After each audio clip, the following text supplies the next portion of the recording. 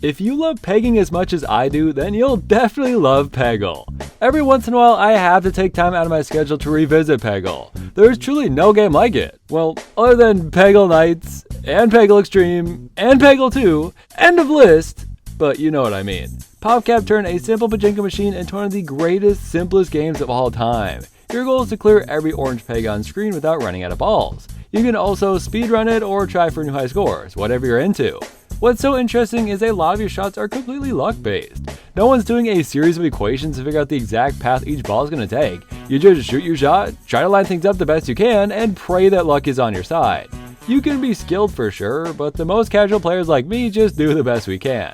However, the game would be mostly luck-based if it wasn't for one key mechanic: Peggle Masters. With these characters, there is real skill introduced. Each one has a unique power that gives you a leg up in a level. And let's not forget, these are just the most lovable cast of characters you'll ever see. Their little eyes watch your ball so intently, it's so cute. I think I love you the most, TF2 engineer. But I want to know which Peggle Masters are the best throughout every game in the series, and hey, why not rank them as we go? Let's rank every Peggle Master. We'll go through them in order, of course, meaning our list for today includes Bjorn, Jimmy Lightning, Cat Tut, Splork, Claude, Renfield, Tula, Warren, Lord Cinderbottom, Master Who, Marina, Jeffrey, Berg, Gnorman, Luna, Windy, Pearl, Kablooey, Batrina, Shelldon, Roxy, Buddy, Phoebee, and Fnord. Without further ado, let's find out which of these masters would have to beg me, and which ones I'd probably let peg be. As the mascot of the series, Bjorn the Unicorn has appeared in every Peggle game. He's had quite the design evolution over the years. He started a little goofy and has become a lot more refined. I like both takes honestly, but that's not why we're here. Bjorn has had the exact same power in every game as well. And to be fair, it is the most straightforward.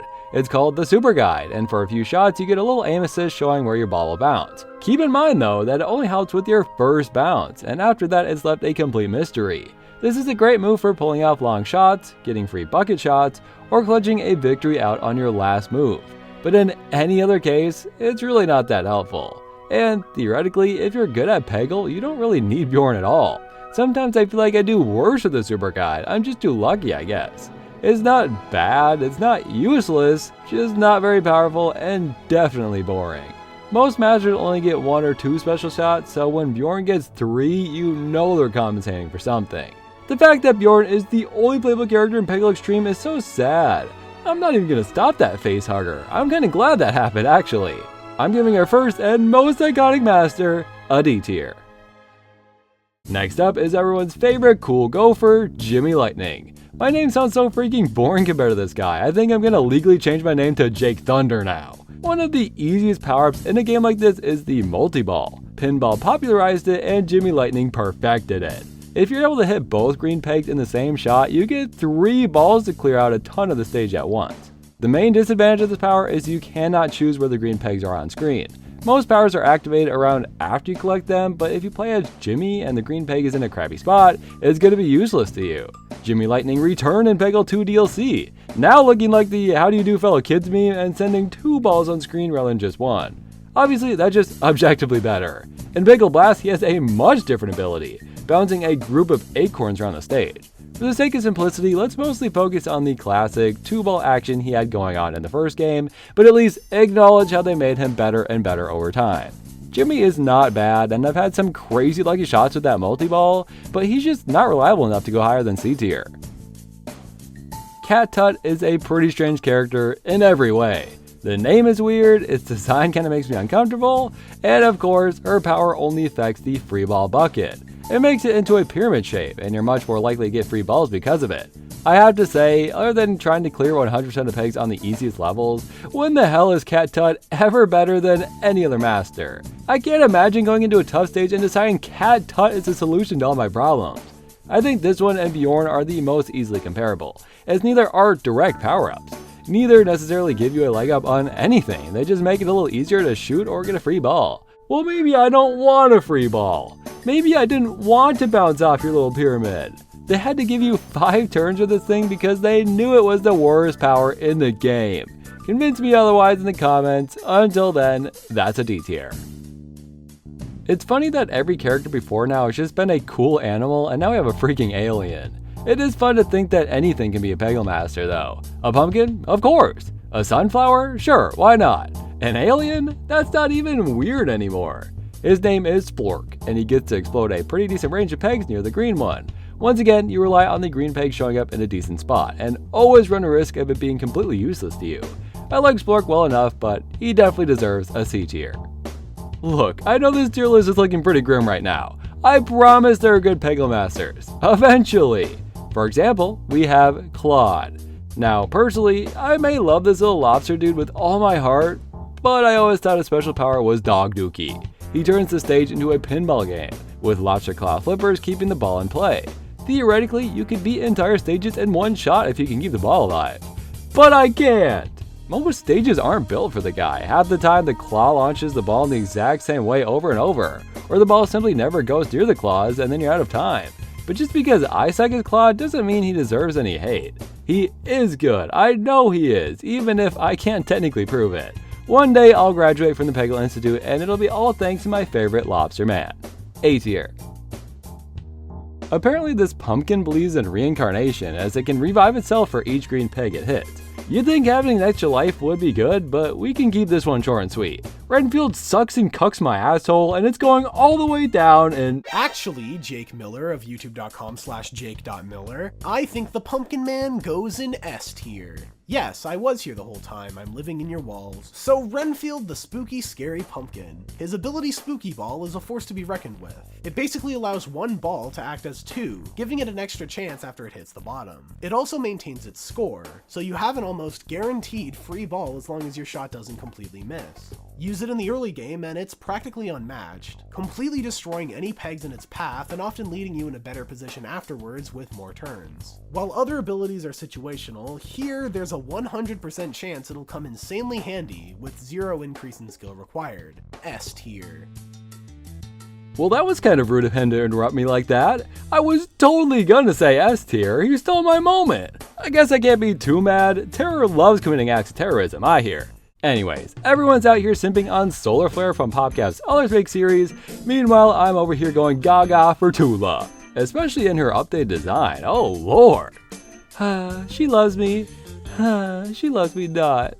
Tula's power is alright. It targets the closest orange pegs to the green one with cute little smiley face flowers.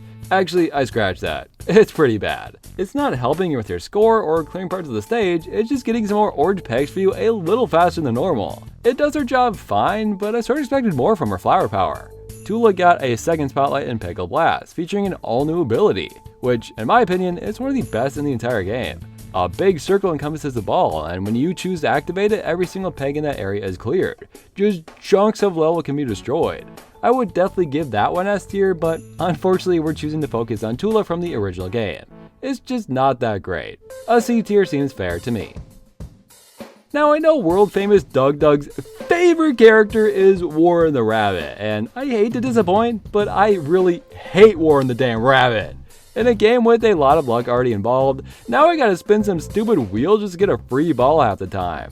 Otherwise, you can get a magic hat that clears a bit more pegs than normal, a 3-time score multiplier that does go crazy, I have to admit, or a random ability from one of the other masters. Like, you can get a completely useless Space Blast. Isn't that fun? Why am I playing as Warren at all if I'm just gonna get someone else's special shot? It's just frustrating. I hate that people say he's good for that 3-time score multiplier when you aren't even guaranteed to get it, and you're instead forced to deal with whatever crappy power you do end up with. And don't try to tell me Magic Hat is good. You're just plain wrong. Want to know the best part? He's technically in Peggle Blast, except they got rid of him completely and just gave you a random good master instead. Honestly, that's an improvement. Whatever, he's obviously not bad, but I refuse to go higher than B tier. The other masters are cool enough, but I haven't seen a single one so far puff vape clouds quite like Lord Cinderbottom. Look at those rings, man, this guy has mastered the craft. Not only are dragons just objectively awesome, but his fireball special shot is equally great. It clears every peg it touches, so it won't bounce around on its own, but thanks to the free ball bucket and stage hazards, you can get a pretty massive chunk of pegs cleared very consistently. It is the greatest feeling to bounce out the bucket, clear a ton of pegs, and score free ball on top of that. It's not perfect, it is extremely easy to mess up or waste, but you can't deny how fun it is. Lord Cinderbottom pretty consistently receives A tiers, and I think I'd have to agree. The final master in the first Peggle game is Master Who. He is quite literally the master, and playing as him almost feels like putting the game on easy mode. You become a computer player with his power, and it basically takes whatever crappy shot you were about to make and replaces it with a good one. Not every shot can be salvaged, but almost every time you're guaranteed a free ball, a lot of cleared pegs, and some super sweet trick shots. He's good for clearing stages and earning points, the whole shebang. I generally just turn my brain off and shoot randomly with Master Who because he is just that good.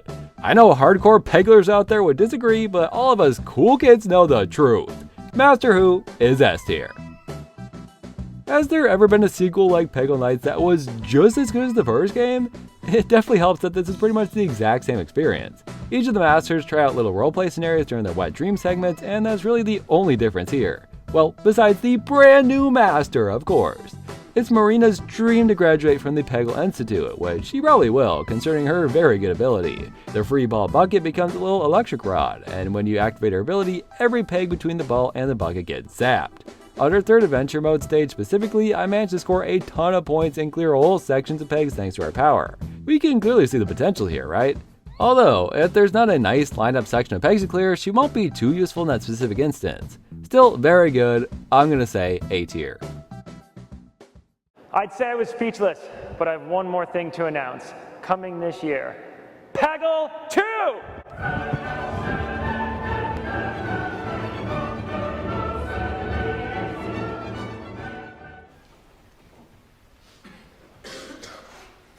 When I first watched Zach Scott play Peggle 2, I was just excited as that guy was on stage. I wanted to play it so badly, but they made an Xbox and PlayStation exclusive for no freaking reason. I went my whole life without getting to experience Peggle 2, until finally, I totally played it on a real Xbox, and it was fine. People really hate Peggle 2, but I don't even think it's really worth hating. It's just kinda bland. But hey, the bright side is we got a bunch of new Peggle Masters. Bjorn is your first one, and Jimmy Lightning was DLC, but everyone else is brand new. And did the first game have PVC costumes for their characters? I don't think so. The first new character is Jeffrey, a big old mountain troll. I love how he's just drinking a beer and wearing some sort of chastity belt. His ability is to launch these massive boulders that demolish every peg in its path. They typically go straight down and can be a little frustrating, but for the most part, I love using them. It's super easy to time a free ball drop with this one too. Whenever you do something cool, the goats belt really loudly. And talk about a banana emoji for some reason. I initially really liked the goats, but they are so annoying, dude. But turn off the sound and I'm already back to loving the guy. He's going right down the middle in B tier. Berg seems like such an innocent and fun character. And then you win a game and he sticks his ass out at you. Genuinely, what the actual hell is this? Release the uncensored cut, you cowards! Berg has by far one of the coolest powers in the game. Pun very much intended. He turns the entire stage into an ice rink, and pegs slide around freely as they're hit.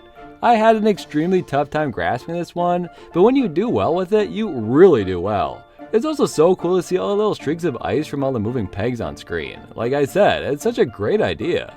It's just too hard to master though, and the square pegs don't even move. Another B tier, I'd say. PopCap is obsessed with gnomes, man. They have yet to make a game focused around gnomes, but they made plenty of gnome references every chance they get. I do love that a tiny little guy gets to pilot a slightly bigger version of the same guy. In terms of design, I'd have to say S. And although his powers are the most straightforward in the history of the series, every time you hit a peg, 2 or more are activated, but it's genuinely so OP. I feel like it's just objectively true that Gnorman is the best Peggle Master in the second game. And you can fight me in the comments if you think otherwise. S tier. Next is the ghost with the most, Luna. She seems innocent enough, but when she goes into Nightshade mode, she looks terrifying. I love the contrast. I don't understand why she's obsessed with evil mustaches, but to each their own, I guess. Now, at a first glance, Luna's special shot seems a little strange. Blue pegs turn to ghosts, and only colored pegs can be hit. This is great for tough to reach orange pegs, but otherwise it's a pretty weak power, right? Well, the real reason to use Luna is to rack up massive scores. She earns points for every blue peg she passes through. If you can end a round with her power activated and bounce around as many blue pegs as you can, you are going to beat their score requirements without fail. It's extremely difficult to hit reds when there's only reds on screen, but for high score purposes, she deserves a B tier at least. The last new character in Peggle 2 came in the form of a DLC pack. Winnie has one of the most confusing character designs I've ever seen. It's just a bird with fairy wings, as if it's weird to see a bird with wings somehow. Her power is also score-based, turning 4 blue pegs into purple ones. These actually help you earn free balls pretty easily, so I wouldn't say it's a bad power. I would, however, like to say it's maybe the most boring DLC pack I've ever freaking heard of. I know she's decent, but she's a C in my book. Just like every classic game series, Peggle only went downhill over time. The final entry to the series was a mobile version. While it looks a lot less polished and features microtransactions and an energy system, we got 200 new Peggle levels.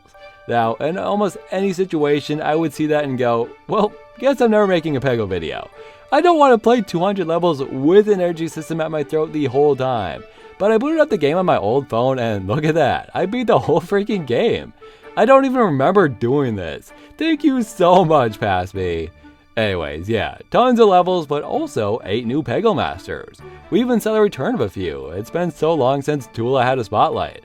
And the first 2 masters were, of course, Bjorn and Jimmy, so the third section of levels introduced Pearl. It's sort of weird we got 2 purple cephalopod Peggle Masters with completely different personalities. Pearl is a swashbuckling octopus who uses her tentacles as new ball shooters. It feels like an evolution of Claude's ability, and now you can aim at seemingly endless amounts of pegs. As long as you bounce into a tentacle, you can keep shooting. Even just playing catch with yourself can be fun. It's honestly not that helpful, but I do like the idea. Sorry Pearl, that still means D tier. I love the wordplay on our peacock master named Kablooey.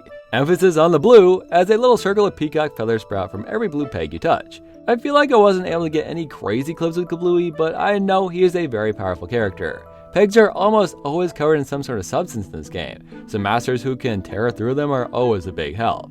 And any stage with clumps of pegs is going to get wiped out by the guy. They may have straight up copied Kung Fu Panda's peacock character, but I don't care. That movie is awesome. Besides, I really love his design and his power. A tier. Well, if Pearl hadn't already replaced Marina, they really put a nail in her coffin with Batrina. It is the exact same concept. Rather than a bolt of electricity, she uses a sonic streak to clear out every peg in her path. Again, just getting to clear pegs with multiple hits is always going to be a bonus. Don't get me wrong, an opera singer bat is right up my alley. I gotta just feel bad for Marina. But we gotta be fair, and if she's A tier, it would be pretty weird to put Batrina anywhere else. There's something about Shelldon's design that's really pleasing to me. He already feels like a classic Peggle Master alongside the original cast. This guy slimes up the ball, causing it to stick to pegs, clearing them completely and dropping little slimelets on the pegs below. I know people find this one to be really good, but I've honestly never really felt that way. It's definitely not bad, but there's a lot of characters that can do what Shelldon does better. I guess he can still have an A tier since I like him so much. I really love Roxy. She may not be as great as Roxanne Wolf, but they still did a great job. This one feels like an evolution of Splork's power. He was only able to activate at the green peg, but with Roxy, her soda can bounce around the stage until it's so shook up, exploding everything in range. It is very tough to plan where the can will end, but as long as it stays on stage, it's going to be quite helpful. I do think Tula's power is just a direct upgrade to this one, but it's definitely not bad. B tier. Buddy straight up changes the game completely once his power is activated.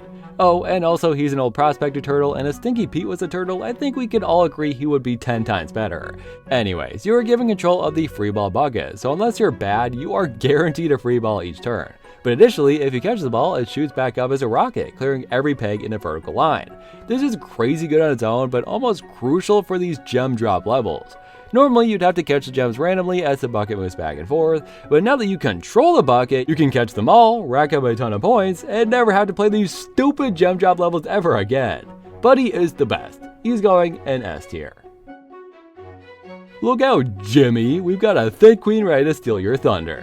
Or lightning, I guess. Seriously, they had no right making Phoebee that caked up, dude. Her BB gun launches 4 Bs at a time, and on top of that, each B clears pegs completely. It sounds crazy good, but compared to the already stacked powers of the rest of the cast, she's really just middle of the road. Phoebee is basically begging me to give her a B tier. The last master in Peggle history is Bjorn's evil twin brother, Fnord. I honestly love Fnord. His design is so much cooler than his weak ass brother. Throughout Peggle Blast, there's these little boss fights where you duel Fnord and try to score more points than him. It's a fun idea that leads to some genuinely nerve-wracking levels. He was added towards the end of the game's life as a playable character, and oh my god, his superior guide is incredible. It says a lot when I 3-starred his entire set levels without even trying. Not only do you get Bjorn's super guide, but the ball is set on fire and burns through all pegs within range. It's just generally the best power in any Peggle game we will ever see. Fnord is my new god, and it feels good to end our list with one last S tier.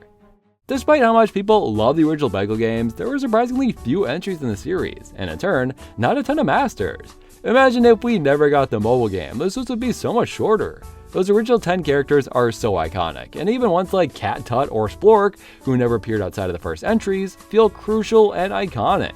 The special shots in those first games were also so simple compared to the later entries. Since Peggle 2 and Peggle Knights both had the same list of characters, it is cool to see new additions in Peggle 2.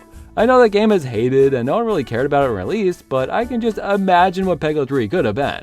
A crappy mobile game! Hey, at least there were some fun characters with much more complex powers to go through. Maybe one day we'll get more, I kinda hope so. But either way, I will always love this cast of characters. Thank you all for watching, let me know who your favorite masters are. I would love to rank every Peggle game too, even if there is only 4. Let me know if you'd want to see it. Sadly, I have more members than there are Peggle Masters, so there'll be some duplicates here. But if you want to get pegged, as a Peggle Master of course, then please consider becoming a member of the channel today. Thank you Leland, Patrick Byerjon, Bright Streak, Dojo Master, Jasper TV, Keep, Gall Guy, Jeff the Legend, Cheaper Ying, Test Monkey, Marie, Callum Forward, Cyril was taken, Perskill Banana, Checky, Green Man Yeah, Mr. Odell, Timor Kuranov, Aaron the Ghoul, Freakish Smile, Bordo to Bordo, Pika Girl for You, Miku, Gemini, Lewis, Emmy Switchy, Tapood74, Omegon, Marcus, Labatane, Tarky, Chris Out Creations, Kirby Channel 2, and my favorite member, who I cannot pronounce the name of. Also, OK just came back, and welcome Jonathan Biscoff. Now, whatever you do, do not put Jake is into pegging on the Jake Miller iceberg. Definitely do not do that. And I swear to God, if my wiki page has a single mention of pegging in the trivia section, I'm gonna lose it. I'd say I was speechless, but I have one more thing to announce. Coming this year,